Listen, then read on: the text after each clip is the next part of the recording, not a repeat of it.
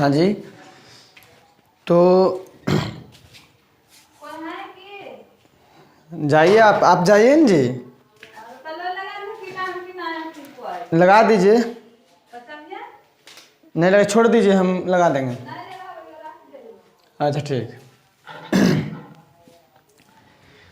चलिए देखिए, तो हम कल तक बताए थे अणु बता दिए थे आप लोगों को।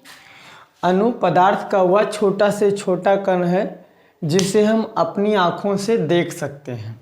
यानी ये जैसे मार्कर का है, तो मार्कर का जो इसको तोड़ेंगे छोटा छोटा कण बालू जैसा, उसको हम अणु बोलेंगे। किसी भी पदार्थ का अलग अलग अणु होता है, ये आपको मैंने कल ही बताया था, है ना। तो अणु समझ में आया होगा। अणु के बाद हमने बताया था कि आपको परमाणु बताएंगे। परमाणु क्या है?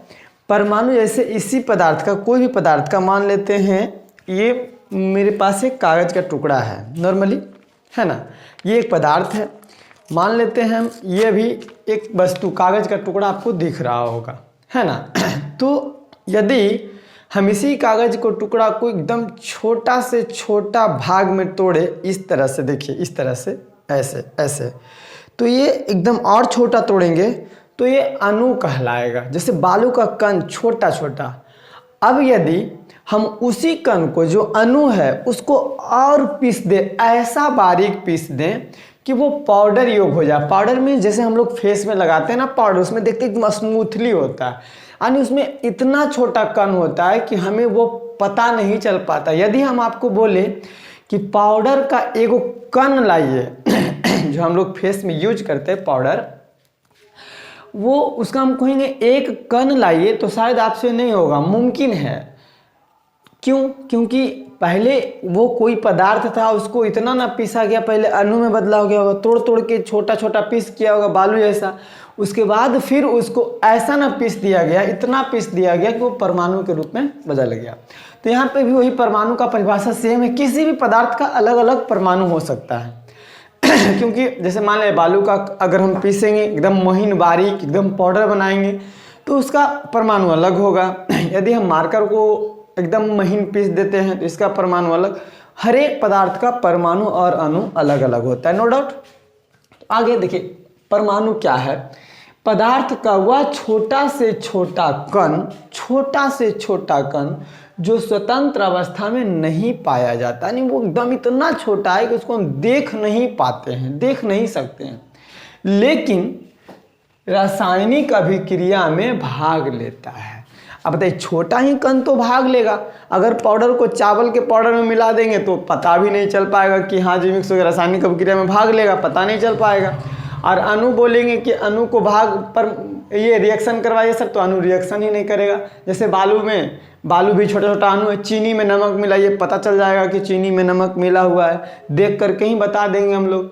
बालू में आप चीनी मिला दीजिए। तो यह सब क्या है? रासायनिक अभिक्रिया। अणु अभिक्रिया में भाग नहीं लेता है, ध्यान रखेंगे। और परमाणु जो है रासायनिक अभिक्रिया में भाग लेता है, यह स्वतंत्र अवस्था में नहीं पाया जाता, यह छोटा से छोटा कण है।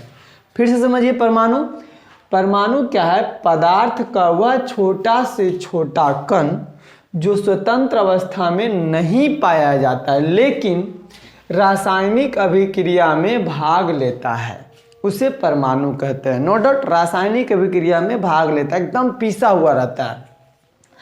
परमाणु में पदार्थ का गुण मौजूद नहीं होता है। अब बोलिए सर, परमाणु में पदार्थ का गुण मौजूद नहीं होता है, कैसे? तो बस जैसे मान लीजिए आप चीनी का एक कण लीजिए और चीनी का स्वाद आएगा। जब चीनी का स्वाद आएगा तो समझिए कि वो अभी अणु है। और चीनी को एकदम पाउडर बारीक पीस दीजिए, एकदम पाउडर बनाइए, एकदम उसको इतना ना पीस दीजिए कि वो पता ना चले कि क्या है, आटा बन जाए, एकदम आटो से मैदा समझते होंगे आप लोग, वैसा बना दीजिए।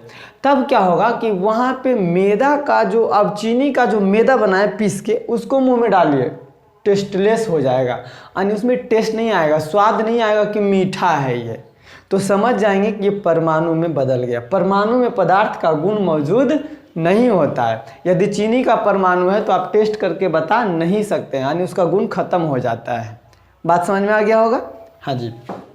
तो चलिए अभी समझ में आ गया, परमाणु में पदार्थ का गुण मौजूद नहीं होता है। कौन सा पदार्थ का नहीं पता चल पाएगा, क्योंकि इतना बारीक हो जाता है कि टेस्टलेस हो जाता है वो, कोई दिक्कत नहीं। फिर कहता इसे हम अपनी आँखों से नहीं देख सकते। परमाणु इतना छोटा हो जाता है कि उसको अपनी आँखों से नहीं देख सकते हैं, क्योंकि अब हम बोलेंगे पाउडर का एक कण लाइए, तो एक कण मुमकिन है लाना, मुश्किल है लाना। तो वो क्यों मुश्किल है? क्योंकि हमारी आँखों से दिखेगा ही नहीं। वायुमंडल में कितने परमाणु उड़ रहे होंगे, छोटे छोटे कण में दिख नहीं रहा है। जैसे अब गर्मी के मौसम में जब कोई कमरा है और कमरा के छोटा सा छेद से अगर कोई सूरज की प्रकाश आती है तो देखते धूल कण उड़ते बहुत सारे, उसमें बहुत सारे परमाणु भी उसी आकार का होता है, धूल कण जैसा, जो कि हमारी आंखों से नहीं देख सकते, नग्न आंखों से नहीं देख सकते। उससे भी एकदम धूल कण से भी एकदम महीन होता है परमाणु। अणु और परमाणु में समझ में आ गया होगा। अणु छोटा सा कण होता है जो बालू ऐसा होता है, उसको हम देख सकते हैं अपनी आंखों से। परमाणु को अपनी आंखों से नहीं देख सकते। पदार्थ का वह छोटा से छोटा कण जो स्वतंत्र अवस्था में नहीं पाया जाता है लेकिन रासायनिक अभिक्रिया में भाग लेता है। देखने में छोटा लगता है लेकिन रहता है गंभीर। नहीं कहता देखन में छोटन लगे घाव करे गंभीर, वही चीज़ है। वो देखने में क्या लगता है? छोटा, एकदम देखने में पता ही नहीं चलेगा आपको, लेकिन वो क्या एकदम भयानक रिएक्शन कराएगा वो। तो परमाणु को हम अपनी आंखों से नहीं देख सकते हैं, और परमाणु को टेनेलिंग सूक्ष्मदर्शी और स्कैनिंग सूक्ष्मदर्शी से देखा जाता है। टेनेलिंग सूक्ष्मदर्शी और स्कैनिंग सूक्ष्मदर्शी के द्वारा देखा जाता है। परमाणु का आकार जी गोलाकार होता है। परमाणु का आकार कैसा होता है? वो गोलाकार होता है, वो टेढ़ा बेढ़ा नहीं होता। अब देखिए परमाणु का खोज कब हुआ जी? 1801 ईस्वी में। 1801 ईस्वी में परमाणु के जनक यानी खोजकर्ता जॉन डाल्टन ने, ओहो अच्छा हाँ कोई दिक्कत नहीं है।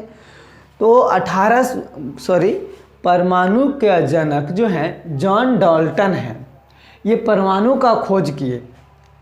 इन्हीं के दिमाग में आया था कि अणु किसे कहते हैं। कितने सारे ऐसे बच्चे होंगे जिनको अणु और परमाणु में अभी भी प्रॉब्लम होता है। तो अणु बालू का टुकड़ा है, और इन्हीं के दिमाग में है कि इसको और छोटा किया जाए, और छोटा किया जाए, इतना छोटा कि जब तक कि अपनी आंखों से देख सकते हैं। फिर इनके दिमाग में सवाल आया कि ऐसा भी तो हो सकता है इससे और छोटा, जो हमारे आंखों से दिखे ही ना।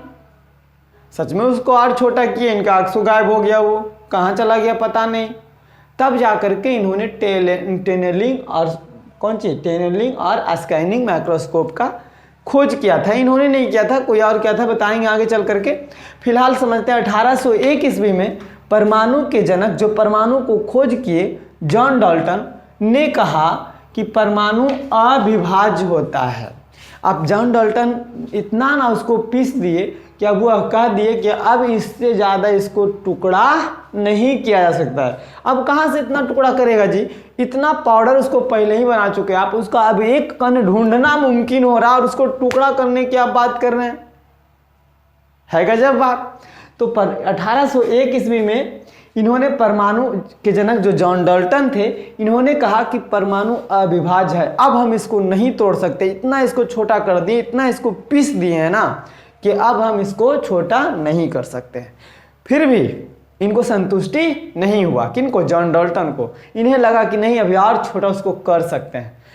तब उस वक्त का सूक्ष्मदर्शी था, उसमें इन्होंने देखा कि नहीं, सूक्ष्मदर्शी में आप वो अपनी आंखों से देख नहीं पा रहे थे। जब सूक्ष्मदर्शी में देखे तो बहुत बड़ा दिखा इनको। जब बहुत बड़ा दिखा तो फिर 1803 ईस्वी में 2 साल बाद 2 साल इनको फिर से पता करने में लगा कि उसको तोड़ सकते हैं या नहीं तोड़ सकते हैं। जब 2 साल बाद 1803 ईस्वी में फिर इन्होंने जॉन डाल्टन ने कहा कि परमाणु विभाज्य होता है। यानी जब उन्होंने चेक किया कि इसको और तोड़ सकते हैं सूक्ष्मदर्शी के द्वारा, तब कह दिए क्या परमाणु को तोड़ा जा सकता है, इसको विभाज्य किया जा सकता है। और उस वक्त जॉन डाल्टन के ज़माने में जो सूक्ष्मदर्शी था, उस सूक्ष्मदर्शी से इन्होंने इसके 3 मौलिक कण को खोज किए थे। परमाणु को, जब परमाणु हमारी आंखों से नहीं दिख रही थी, अब उसके बाद वो सूक्ष्मदर्शी में छोटा सा परमाणु दिखने लगा, तब इसको 3 कण बनाया, यानी इसको 3 कण में और विभाजित किए। कौन? जॉन डाल्टन ने। और उन्होंने तब कह दिया, 1801 में कह दिया कि अब इसका टुकड़ा नहीं किया जा सकता, लेकिन 1803 ईस्वी में जस्ट 2 साल बाद पूरा परीक्षण किए, पूरा वो खोज किए, अनुसंधान किए, तब उनको पता चला कि परमाणु के 3 मौलिक कण होते हैं, इलेक्ट्रॉन, प्रोटॉन और न्यूट्रॉन। अब नाम बताइए जी, आपको पूछा जाएगा कि इलेक्ट्रॉन क्या है, प्रोटॉन क्या है, न्यूट्रॉन क्या है, तो हम कह सकते हैं कि पदार्थ का वह छोटा कण है जिसे हम अपनी आंखों से नहीं देख सकते हैं, उसी का 3 गो कण है।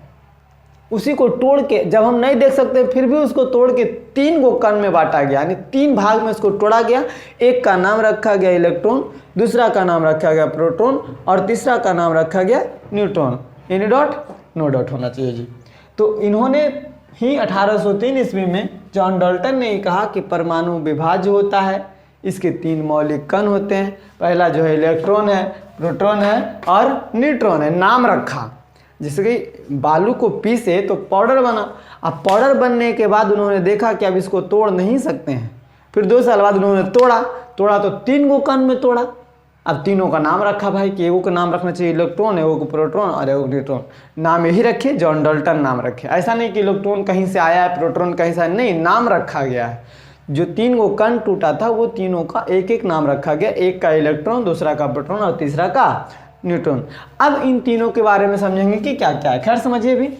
अब देखिए, पहले के ज़माने के जो जॉन डाल्टन वैज्ञानिक थे उन्होंने तो 3 कण में तोड़ा, लेकिन आज के वैज्ञानिक, आधुनिक युग के वैज्ञानिक ने, देखिए आधुनिक युग के वैज्ञानिकों ने परमाणु के 31 कणों का खोज किया है। अब बताइए, अब हम जॉन डाल्टन कह रहे थे कि परमाणु को विभाज्य नहीं किया जा सकता, फिर 2 साल बाद उन्होंने कहा कि नहीं परमाणु को विभाज्य कर सकते हैं, उन्होंने 3 कण का खोज किया। लेकिन आधुनिक युग के जो वैज्ञानिक हैं वो तो तगड़ा निकले जी, उन्होंने तो 31 कण का खोज कर दिया। आने वाला भविष्य में तो हमको लगता है और कण का खोज हो जाएगा परमाणु में। इतना छोटा जो हमारे आंखों से नहीं दिख सकता है, उसको ही आप 31 कण में बांट दिए, बताइए, है अजूबा। और उसके बाद भी अब हमारे जो पीढ़ी आने वाली है, अगली पीढ़ी आने वाली, उन्होंने जो अनुसंधान करेगा तो वो फिर 31 कण नहीं बल्कि वो और 50 कण में तोड़ देगा। जाहिर सी बात है, और माइक्रोस्कोप बढ़िया बनाएगा और उसको बढ़ा करके देख सकता है ना। खैर छोड़िए। तो आधुनिक युग के वैज्ञानिकों ने परमाणु के 31 कणों का खोज किया, जिसका नाम रखा है, प्रमुख का नाम रखे। 31 कण पूरा नहीं बताया गया आपको क्लास 10 में, लेकिन जिसमें से प्रमुख कण है, जो मुख्य कण है, उनका नाम रखा गया, जिसमें से प्रमुख कण इस प्रकार है: electron, proton, neutron, positron, neutrino, meson, boson, hyperon, के कण, भी कण, एंटी न्यूट्रॉन, एंटी प्रोटॉन इत्यादि। यानी प्रमुख नाम जो है हमारे वैज्ञानिक, आधुनिक वैज्ञानिक ने नाम रखा प्रमुख, लेकिन इन्होंने कहा कि 31 कण में हम इसको तोड़ सकते हैं। अब यहाँ तक बात समझ में आ गया। परमाणु समझ में आया, एकदम छोटा। अब परमाणु को 31 कण में तोड़ा आधुनिक युग के वैज्ञानिकों ने। अब कहा गया कि परमाणु में 2 भाग होते हैं जी। अब कहा गया कितने? परमाणु में 2 भाग होते हैं। कौन कौन भाग होते हैं जी? तो परमाणु में 2 भाग, एक नाभिक होता है और एक कक्षाएं होते हैं।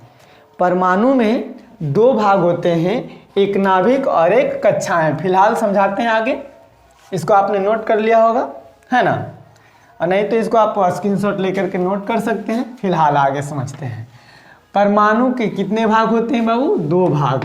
अब 2 भाग कैसे होते हैं अभी समझाते हैं। अब इन्होंने ही बताया, आधुनिक युगों के वैज्ञानिकों ने बताया कि परमाणु के कितने भाग होते हैं जी? 2 भाग होते हैं। अब 2 भाग में एक नाभिक होता है। जैसे देखिए परमाणु के 2 भाग कैसे, समझिए। सबसे पहले इन्होंने बताया कि परमाणु तो हम अपनी आंखों से नहीं देख सकते, फिर देखिए तो इसमें इनको पता चला कि 2 गो भाग है। कौन कौन है जी? तो एक नाभिक है और दूसरा कक्षा है। अब कहेंगे, जैसे सिंपल सी बात समझिए, कोई फल आप लेते हैं, एक एग्जाम्पल, परमाणु कैसा दिखता होगा, एक इमेजिन करते हैं हम लोग। जैसे अमरूद का एक फल लेते हैं तो इसमें देखते हैं कि ऊपरी लेयर जो होता है एकदम, उसको हम बोलते हैं चत्ता, छिलका। अमरूद का ये फल है, मान लेते हैं किसका फल है? ये अमरूद का फल है। तो इसमें क्या होता है? ऊपरी एक छिलका होता है। इसके बाद इसमें इतना, इसको बोलते हैं ना, इसको खाने योग्य भाग, गुद्दा जिसको बोलते हैं, देहात में हम लोग गुद्दा बोलते हैं उसको। बहुत गुद्दा, एकदम गुद्देदार अमरूद है, बहुत मस्त लग। फिर बीच में ना इसमें बीज होता है, बीच में क्या होता है, बीज होता है, बीज के साथ साथ और भी इसमें खाने योग्य पदार्थ होते हैं। तो ये इतना मोटा, इसका कहते हैं चत्ता बहुत मोटा, इतना मोटा, लेकिन नहीं, हल्का ऊपरी लेयर एकदम चत्ता बहुत पतला होता है, उसका छिलका बहुत पतला होता है। इसके बाद इतना मोटा जो होता है वो उसको खाने का योग्य होता है, इसको खाते हैं लोग। उसके बाद बीच वाले भाग में बीज होता है, ऐसा होता है एक फल में। जस्ट लाइक परमाणु में भी इसी तरह से बीच में होता है नाभिक। परमाणु के दो भाग बनाए गए, बीच वाला को नाभिक बोला गया और बाकी इसके जो बाहरी लेयर है इसको कक्षाएं बोला गया। No doubt. परमाणु में कितने भाग, दो भाग। देखिए यहाँ पे लिखा परमाणु के दो भाग होते हैं। पहला है नाभिक, यानी परमाणु के दो भाग कहने का मतलब फिर समझिए, परमाणु में दो भाग होते हैं, नाभिक। परमाणु में कितने भाग, दो भाग, नाभिक और कक्षाएं। अब देखिए समझते हैं, नाभिक जो अंदर में एकदम बीच वाले भाग को, अंदर वाले भाग को नाभिक कहते हैं, बाकी बाहर में कक्षाएं होती है, बाहर में कक्षाएं। जैसे अभी जस्ट लाइक अंदर वाले भाग को बीज कह देते हैं, उसके बाद ये लेयर होता है, चमड़ी होती है ना, कक्षाएं होता है, उसी को हम कक्षाएं बोले। No doubt. परमाणु के कितने भाग होते हैं जी, दो भाग होते हैं। कौन कौन, ओह एक मिनट, थोड़ा सा लाइन पे रहेंगे हम लोग। हाँ, तो हम क्या बात कर रहे थे जी, ओहो इसमें ना फोन आकर के डिस्टर्ब कर देता है, फोन आकर के बहुत ज़्यादा डिस्टर्ब करता है। कोई बात नहीं। तो हम कहाँ पहुँच रहे थे कि नाभिक और कक्षाएं। नाभिक अंदर वाले भाग को कहेंगे और बाहरी भाग को क्या कहेंगे, कक्षाएं। अब बताइए, परमाणु जो हमारी आंखों से नहीं दिख रहा था उसमें नाभिक और कक्षाएं दो भाग दिख गया। हर परमाणु में जितने भी कण है उसमें दो भाग हो दिखे, वो एक नाभिक अंदर वाले भाग को और बाहरी भाग को कक्षाएं बोल दिए। जैसे देखिए यहाँ पे परमाणु के दो भाग होते हैं, पहला नाभिक, न्यूक्लियर। परमाणु के अंदर वाले भाग को नाभिक कहते हैं, जिसमें प्रोटॉन और न्यूट्रॉन पाया जाता है। अब बताइए, ये नाभिक है, ये क्या है, नाभिक। नाभिक में प्रोटॉन और न्यूट्रॉन पाया जाता है। परमाणु के तीन मौलिक कण हैं, इलेक्ट्रॉन, प्रोटॉन और न्यूट्रॉन। तो प्रोटॉन और न्यूट्रॉन जो है परमाणु के नाभिक में पाया जाता है। परमाणु के दो भाग, नाभिक और जैसे पेड़ में दो भाग, एक जड़ी और एक ऊपर, जड़ जो जमीन के नीचे होता है, एक जमीन के ऊपरी भाग होते हैं। उसी तरह से परमाणु में दो भाग होते हैं, एक नाभिक और एक कक्षाएं। तो परमाणु के तीन मौलिक कण हैं। अभी बोले सर 31 कण बताया आपने, तो 31 कण बताया, लेकिन मुख्य रूप से तीन मौलिक कण होते हैं, इलेक्ट्रॉन और प्रोटॉन और न्यूट्रॉन। तो नाभिक में प्रोटॉन और न्यूट्रॉन रहते हैं। नाभिक में कौन रहते हैं जी, प्रोटॉन और न्यूट्रॉन। बाहरी कक्षा में इलेक्ट्रॉन रहेंगे, कक्षाओं में इलेक्ट्रॉन। अब समझते हैं ऐसा क्यों होता है। प्रोटॉन और न्यूट्रॉन समझेंगे, प्रोटॉन और न्यूट्रॉन नाभिक में रहता है, नाभिक में प्रोटॉन और न्यूट्रॉन रहते हैं, प्रोटॉन और न्यूट्रॉन। और कक्षाएं में इलेक्ट्रॉन रहते हैं। कक्षाएं में कौन घूमते हैं, इलेक्ट्रॉन घूमते हैं। ऐसा क्यों घूमते हैं भाई, अभी आगे चल करके समझेंगे। परमाणु एकदम प्योर समझिए, एकदम बेहतरीन समझिए, क्योंकि ये बहुत टफ चीज़ है। जो बेसिक समझ गए ना केमिस्ट्री इजी हो जाएगा। तो अभी समझ रहे हैं हम लोग कि परमाणु के दो भाग होते हैं, नाभिक और कक्षाएं। तो नाभिक मतलब अंदर वाले भाग को नाभिक कहेंगे। और नाभिक में दो व्यक्ति बैठा है। नाभिक में कितने व्यक्ति जी, दो व्यक्ति। कौन कौन, प्रोटॉन और न्यूट्रॉन। अंदर में प्रोटॉन बैठा है और न्यूट्रॉन बैठा है। परमाणु के अंदर वाले भाग को नाभिक कहते हैं, जिसमें प्रोटॉन और न्यूट्रॉन पाया जाता है। प्रोटॉन पर इकाई धन आवेश तथा न्यूट्रॉन पर कोई आवेश नहीं होता। फिर से समझेंगे क्या बोल रहा है ये चीज। प्रोटॉन जो है, अब इसमें जो अंदर बैठा है ना नाभिक में जो बैठा है प्रोटॉन और एक बैठा है क्या, न्यूट्रॉन। ये जो प्रोटॉनवा है ये अमीर व्यक्ति है। प्रोटॉन मतलब प्लस, पी से प्रोटॉन और पी से प्लस, समझिएगा। पी से प्लस भी होता है, पी से प्रोटॉन भी होता है। तो प्रोटॉन जो है अमीर व्यक्ति है। अमीर कहने का मतलब इसके पास धन आवेश है। जो अमीर व्यक्ति होता है उसके पास धन बहुत होता है, उसी को तो बोलते हैं अमीर व्यक्ति। और ऋणात्मक मतलब उसके पास ऋण है, कर्जा लिए, उसको हम बोलते हैं ऋणात्मक। और जिसके पास कोई कर्ज नहीं उसको जिसके पास धनवान व्यक्ति को धन बोलेंगे, और जो कर्ज लिया उसको क्या बोलेंगे? कर्ज वाला व्यक्ति है, ऋणात्मक व्यक्ति है। तो प्रोटॉन जो है नाभिक में, ये प्रोटॉन अमीर व्यक्ति है, इसके पास प्लस आवेश होता है, प्लस आवेश होता है यानी धन आवेश होता है, ये धनवान व्यक्ति है। और न्यूट्रॉन जो है, न्यूट्रॉन पर कोई आवेश नहीं होता है, इसके पास कोई आवेश नहीं, कहने का मतलब बेचारा ये क्या है, नौकर है वहाँ पे। इन न्यूट्रॉन में इसके साथ देखते हैं आप, हर एक अमीर व्यक्ति के साथ एक नौकर होता है, एक उसका पीए होता है, जो कि ना तो कर्ज लिए होता है और ना ही धनवान होता है। वो आगे पीछे डोलते रहेगा धनवान व्यक्ति के, जी मालिक, जी मालिक, जी मालिक, एक डायरी ले लेगा, लिखते रहेगा, अच्छा उसके यहाँ फलाने के यहाँ इतना बाकी है, उसके यहाँ इतना बाकी है। ऐसा होता है कि नहीं होता है? तो सेम जस्ट लाइक यहाँ भी नाभिक के अंदर दो चीज़ बैठा है, कौन कौन जी? एक धनवान व्यक्ति जिसका नाम प्रोटॉन है, और जो इसका नौकरवा है, जो इसका पीए है, न्यूट्रॉन है, वो कुछ नहीं है, बस उसके पीछे पीछे तकते रहेगा, जने जाएंगे मालिक जी, जने जाएंगे, जी मालिक, जी मालिक, ऑर्डर करेगा।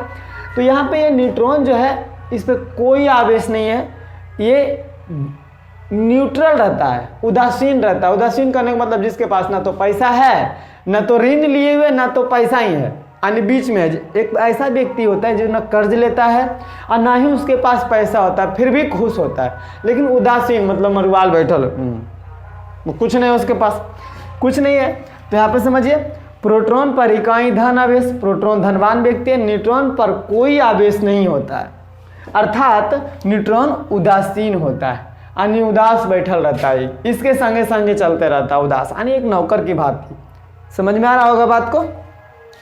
प्रोटॉन का खोज 1911 ईस्वी में रदरफोर्ड ने किया था। अब देखिए ऑब्जेक्टिव आपका बन रहा है, अब प्रोटॉन का खोज कौन किया था? रदरफोर्ड ने।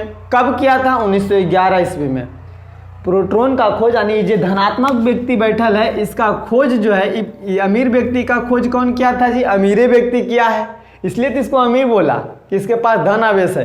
क्यों? क्योंकि रदरफोर्ड अमीर व्यक्ति थे और इन्होंने प्रोटॉन को खोज किया, तो इसको भी अमीर बना दिया। नो डाउट, समझ में आ गया? प्रोटॉन कैसा व्यक्ति है? धनावेश व्यक्ति है, कोई दिक्कत नहीं ना।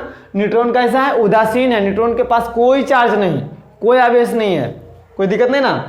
तो प्रोटॉन का खोज कौन किया था? रदरफोर्ड। कब किया था? 1911 ईस्वी में। ये सब ऑब्जेक्टिव है।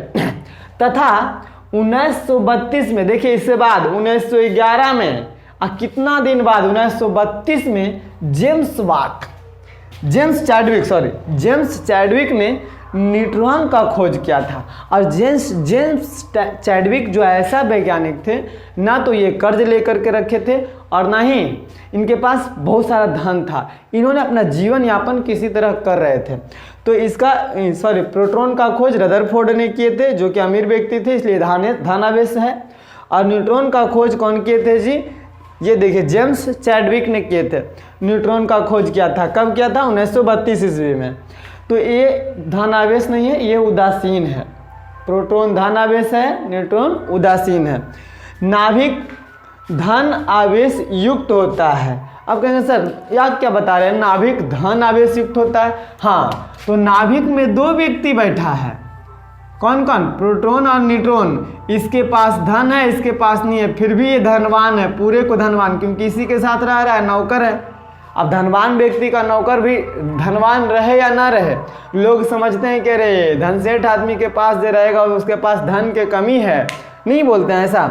तो ये जो नाभिक है, ये धन आवेश होता है। देखिए यहाँ पे लिखे हम लोग, नाभिक धन आवेश युक्त होता है। नाभिक के द्वारा नाभिकीय अभिक्रिया होती है। नाभिक के द्वारा कैसा अभिक्रिया होता है जी? नाभिक। अब नाभिक तक समझे, अब हम आगे चल करके कक्षाएं को पढ़ेंगे कि कक्षा का क्या गुण है। तो समझ में आया होगा कि परमाणु के कितने भाग, फिर से बताएंगे आप लोग। परमाणु के कितने भाग? दो भाग, कौन कौन? नाभिक और कक्षाएं। तो नाभिक में कौन कौन रहता है जी? प्रोटॉन और न्यूट्रॉन।